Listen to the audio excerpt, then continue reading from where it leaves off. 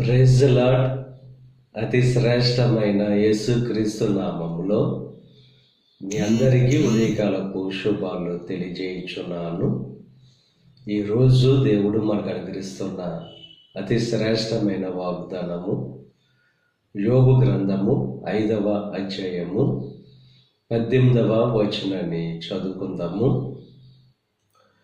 ఆయన చేతులే స్వస్థపరచును. ఈరోజు దేవుడు స్వస్థపరుస్తానని చెప్పి వాగ్దానం చేస్తున్నారు. ఆయన పొందిన దెబ్బల చేత మనకు స్వస్థత అనేది కలుగుతుంది. స్వస్థపరచు యెహోవా నేనని చెప్పి దేవుడు వాగ్దానం చేస్తున్నారు. ఈరోజు ఎటువంటి బలహీనతతో ఉన్నారో ఆ బలహీనత నుండి దేవుడు విడుదల కలుగు చేసి సంపూర్ణమైన స్వస్థత కలుగు చేస్తారని చెప్పి వాగ్దానం చేస్తున్నారు.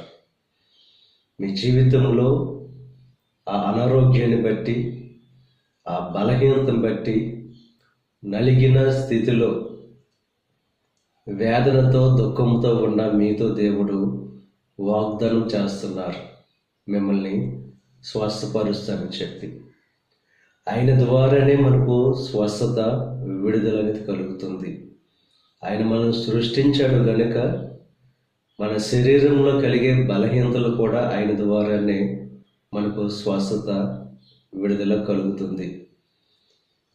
12 సంవత్సరాల నుంచి రక్తస్రావం అనే బలహీనత బాధపడుతున్న స్త్రీ యేసు క్రీస్తు యొక్క వస్త్రపు చెంగు విశ్వాసముతో నమ్మకముతో ముట్టుకోగానే గొప్ప స్వస్థత విడుదల కలిగింది. ఈరోజు ఎటువంటి బలహీనత ఉన్నా, ఎటువంటి కష్టంతో ఉన్నా, ఎప్పుడైతే దేవుని దగ్గరికి వస్తే ఆయన స్వస్థపరుస్తాడు.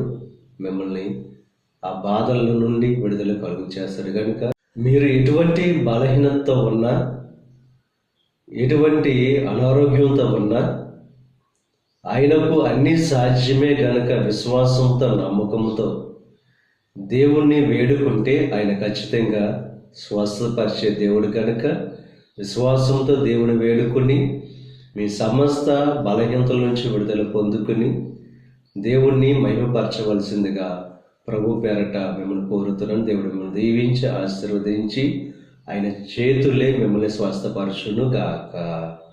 ఆమేన్. ప్రార్థన చేసుకుందాం. పరిశుద్ధుడా, మహోన్నతుడా, కృప కలిగిన దేవ, ఈ ఉదయకాల సమయంలో అనుగ్రహించిన అతి శ్రేష్టమైన వాగ్దానాన్ని బట్టి నీకు స్తుతులు చెల్లిస్తున్నాం.